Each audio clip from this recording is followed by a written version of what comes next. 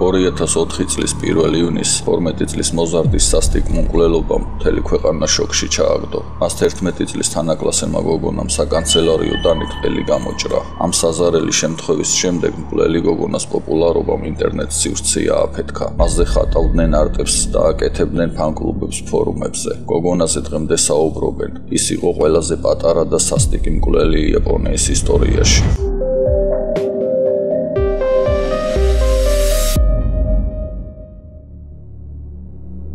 ამ სასტიკ მკვლელობამდე 1997 წელს მთელი ქვეყანა შეძრა საზარელმა შემთხვევამ, როდესაც 14 წლის ბიჭმა ორი თანაკლასელი სასტიკად მოკლა. ერთ-ერთი მოკლულის მოჭრილი თავი კი სკოლის შესასვლელთან დატოვა. ამ შემთხვევის შემდეგ იაპონიის მართლმსაჯულებამ დამნაშავის პასუხისმგებლობის ასაკი 16-დან 14 წლამდე დაწია. სკოლებმა მას შემდეგ უსაფრთხოების მექანიზმები ძალიან გაამკაცრეს, მაგრამ ვერც უსაფრთხოების გაძლიერებამ და ვერც დამნაშავის ასაკის პასუხისმგებლობის 2 წლით დაწევამ ვერ აირიდა თავიდან ის ტრაგედია, რომელიც 2004 წლის 1 ივნისს ნაგასაკის პრეფექტურის ქალაქ სასებოს დაწყებით სკოლაში მოხდა.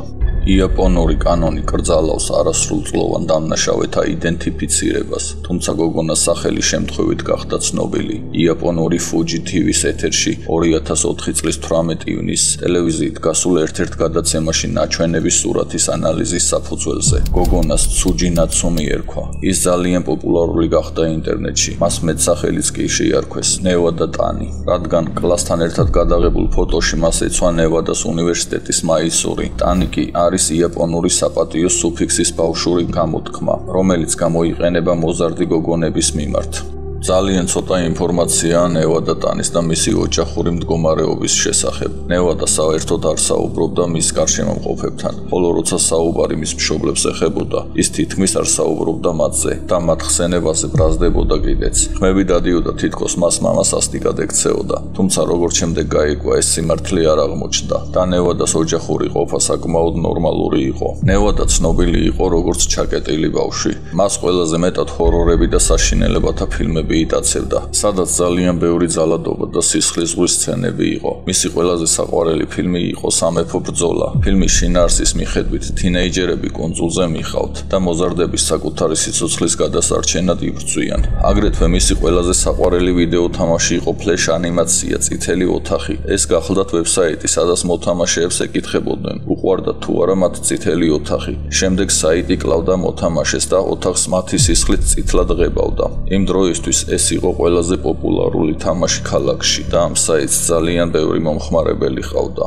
ნევადა როცა სკოლაში არ იყო, თავის ოთახში იკეტებოდა და მთელ დღეს ინტერნეტში ატარებდა. დედის აზრით, სწორედ ინტერნეტმა მოახდინა მასზე ცუდი გავლენა. ნევადამ ინტერნეტ პლატფორმის გამოყენებით თავისი ვებსაიტი შექმნა, სახელწოდებით კაფესტა, სადაც შეგეძლო გამოგექვეყნებინა ინფორმაცია საკუთარ თავზე და შეგექმნა საკუთარი ავატარიც. სწორედ ამ პლატფორმაზე გაიცნო ნევადამ სატომი. გოგონებმა მალე იპოვეს საერთო ენა, მათ ასევე საერთო ღირებულებებიც აღმოაჩნდათ და მეგობდნენ. ისინი ხშირად ხვდებოდნენ ერთმანეთს სკოლაში და სკოლის გარეთ. ასევე ერთად ჩაირიცხნენ სკოლის საკალათბურთო გუნდში, მაგრამ ნევადა მალე დატოვა გუნდი, რადგან მას სურდა უფრო მეტი დრო დაეთმო სწავლისთვის. მიუხედავად ამისა, გოგონები მეგობრობას აგრძელებდნენ. ისინი უმეტესად ინტერნეტის საშუალებით ურთიერთობდნენ. ნევადას გუნდიდან წასვლა დიდ ტრაგედიას არ წარმოადგენდა, მაგრამ სწორედ ეს გახდა ნევადას პრობლემების საბაბი. საკალათბურთო გუნდს და მის მეგობარს ნევადა იბაშოს ეძახდა, რაც თარგმანში ბედნიერ ადგილს ნიშნავს. ნევადა სულ უფრო და უფრო იკეტებოდა.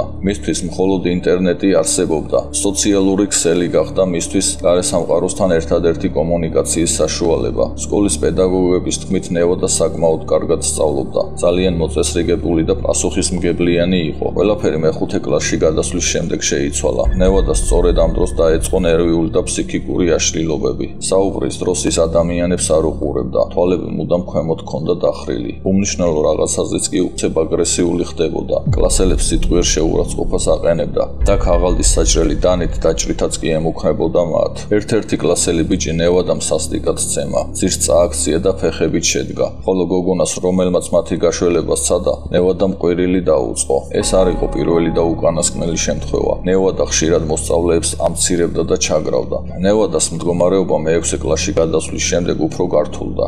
სატომი ძალიან ნერვიულობდა ნევადას გამო და და ეს ყველაფერი მან მასწავლებლებს მოუყვა, მაგრამ მასწავლებლებმა არც კი მოусმინეს, იმიტომ რომ ნევადა კარგად სწავლობდა. მასწავლებლები კი ვერ იჯერებდნენ, რომ ნევადას ამ ყველაფრის ჩადენა შეეძლო. ნევადას უნდა გამხდარიყო მხატვარი ან მწერალი. მან საკუთარი მოთხრობების წერაც კი დაიწყო. ერთ-ერთი მისი ისტორია ძალიან წააგავდა სამეფო ომებს. მოთხრობის პერსონაჟების სახელების ძალიან ჰგავდა ნევადას თანაკლასელების სახელებს და მათი მკვლელობები სისასტიკით იყო სავსე. მიუხედავად ნევადას ცვლილებებისა, სატომი მაინც მის მეგობრად რჩებოდა. ერთ დღეს ნევადა სატომის ხუმრობით ზურგზე შეახტა. სატომი მას ხუმრობით უთხრა, რომ ის ძალიან მძიმე იყო. ნევადა კი ამაზე ძალიან გაბრაზდა და უთხრა, რომ ასეთი უხეში ნუ იქნებოდა. ნევადა საკმაოდ გამხდარი გოგონა იყო. ის თავის წონას ძალიან მკაცრად აკონტროლებდა. სატომის ნათქვამმა კი ძალიან გააბრაზა და მათი ურთიერთობა ძალიან დაიძაბა. მოგვიანებით სატომი თავის Facebook-ზე დაწერა: ნევადა თავს წესიერ და კეთილ გოგონად გვაჩვენებს.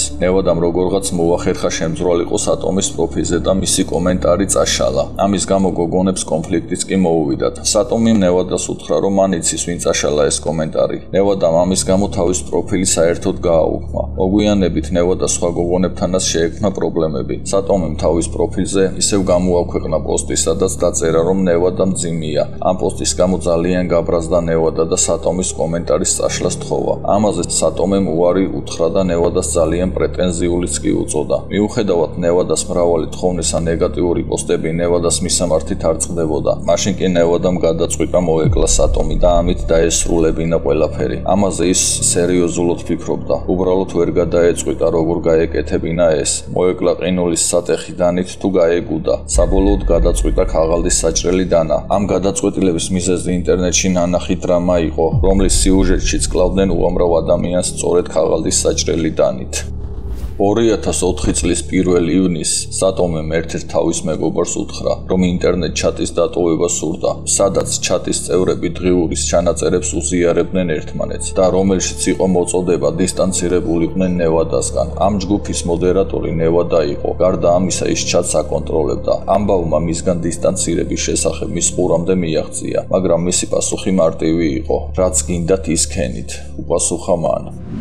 სკოლაში სადილის დროს, როცა ყველა მოსწავლე სადილზე იყვნენ შეკრებილები, მათ შორის სატომიც, მასთან ნევადა მივიდა და სთხოვა რამოდენიმე წუთით გაჰყოლოდა. ნევადამ სატომის სკოლის ისეთ ადგილზე გაიყვანა, სადაც არავინ არ იყო. შემდეგ კი ძალიან მშვიდად უთხრა: შენ დღეს მოკვდები. სატომიმ ეს ყველაფერი სერიოზულად არ აღიქვა, ამიტომ არც კი უცდია გაქცევა. ნევადამ მას კითხა: ხომ არ გსურს სიკვდილის წინ თვალები აგიხვიო? სატომიმ ამაზე უარი განაცხადა. მაშინ ნევადა მას უკნიდან მიუახლოვდა. თვალებზე ერთი ხელი ააფარა და მეორე ხელი საკანცელარიო დანით ყელი გამოჭრა. შოკირებულმა სატომიმ გაქცევას სცადა, მაგრამ ნევადა მის ძირს დააგდო და რამოდენიმეჯერ დაუსვო დანახელებზე. დიდი რაოდენობით სისხლდა გარგულმა სატომიმ, მალე შეწყვიტა წინააღმდეგობის გაწევა. ნევადა კი გოგონას გვერდით დაჯდა და დაელოდა სანამ ის სუნთქვა შეწყვეტდა. როდესაც დარწმუნდა, რომ სატომი მკვდარი იყო, ადგა და მშვიდად დაბრუნდა კლასში. მას ტანსაცმელი სისხლით ჰქონდა დასრული, ხელში კი სისხლიანი საკანცელარიო დანა ეჭირა. მასწავლებელი პანიკაში ჩავარდა. მან კითხა ნევადას თუ რა მოხდა. გოგონამ კი უპასუხა: ეს ჩემი სისხლი არ არის, ეს სატომის სისხლია. ნევადა მასწავლებელი იმ ადგილისკენ წაიყვანა, სადაც სატომი იყო. სისხლის გუბეში მწოლიარე გოგონა ჯერ ისევ სუნთქავდა. სასწრაფო დახმარება გამოიძახეს და სატომის მამასაც დაურეკეს. სასწრაფოს მოსვლამდე სატომი სისხლისგან დაიცალა და გული გაუჩერდა. მის საავადმყოფოში გადაყვანას უკვე აზრი აღარ ჰქონდა. სატომის ყელზე 10 სანტიმეტრიანი ჭრილობა ჰქონდა მიყენებული, ხოლო ხელებზე მიყენებული ჭრილობები იმდენად ღრმა იყო, რომ ძვლებიც კი უჩანდა. ნევადა პოლიციის განყოფილებაში გადაიყვანეს. ის გაუჩერებლად ტიროდა და ამბობდა, რომ ხდებოდა რაღაც საშინელება, რომ ჩაიდინა.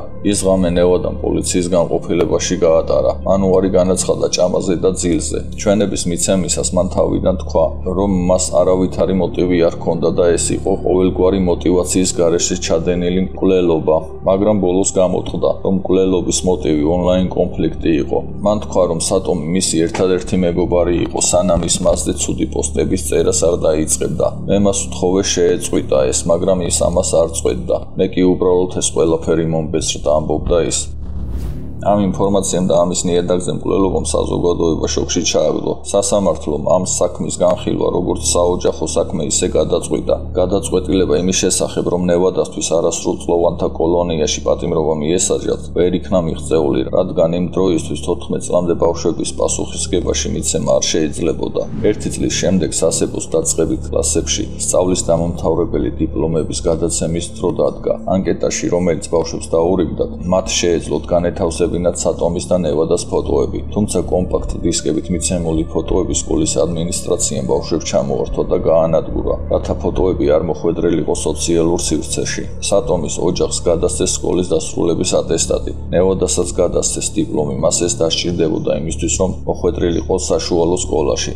საზოგადოება ითხოვდა კანონის გამკაცრებას არასრულწლოვანთა წინააღმდეგ, რომლებიც მსგავს სასტიკ დანაშაულს ჩადიოდნენ. მიუხედავად იმისა, რომ ასაკი 14 წლამდე იყო დაწეული, ეს არც ისე დიდი შვება იყო. ბოლო წლების განმავლობაში არასრულწლოვანთა დანაშაულები 50%-ით გაიზარდა. 2004 წლის 15 სექტემბერს იაპონიის საოჯახო სასამართლომ მიიღო გადაწყვეტილება ნევადას ინსტიტუციონალიზაციის შესახებ, რაც ნიშნავს მის არანებაყოფლობით იძულებით ჰოსპიტალიზაციას. ეს არის სამართლებრივი პროცესი, რომლის მეშვეობითაც ინდივიდი, რომელსაც კვალიფიციური აგენტი მიიჩნევს მძიმე ფსიქიკური აშლილობის სიმპტომების მქონედ, ათავსებენ ფსიქიატრიულ საავადმყოფოში, სადაც მას მკურნალობენ. იგი გააგზავნეს ტოჩიგის პრეფექტურის რეფორმატორიაში. ნაგასაკის საოჯახო სასამართლომ თავდაპირველად ნევადას 2 წელი მიუსაჯა, მაგრამ 2006 წლის სექტემბერში სასჯელი 2 წლით გაუხანგრძლივეს. ფსიქიკური შეფასების შემდეგ, კომუნიკაციის პრობლემების და აკვიატებული ინტერესების გამო ნევადას ასპერგერის სინდრომის დიაგნოზი დაუსვეს. 2 წლის გასვლის შემდეგ 2008 წლის 29 მაისს ადგილობრივმა ხელისუფლებამ განაცხადა, რომ ისინი აღარ ითხოვდნენ დამატებით სასჯელს. 20 წლის ასაკში ნევადა კოლონიიდან გაათავისუფლეს. ის დღემდე ცდილობს საზოგადოებაში ინტეგრაციას.